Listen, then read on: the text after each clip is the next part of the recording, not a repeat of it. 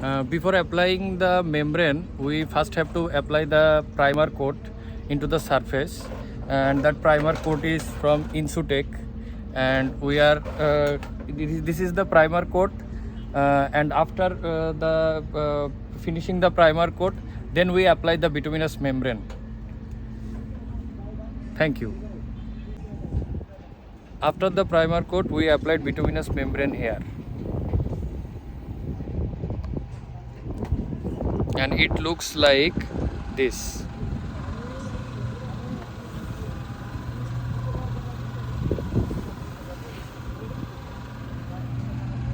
Hello guys, so this is the flood test I am talking about yesterday. When I'm done with my membrane, it's the flood test we are I was talking about yesterday. It's the flood test, and the area is totally flooded, and the water drains are sealed. So we are doing flood test for 24 hours a day. It's for the contractor that they want to make sure that it's full waterproof. Okay, no water will be soaked, and they will measure with the water level with their leveling machine.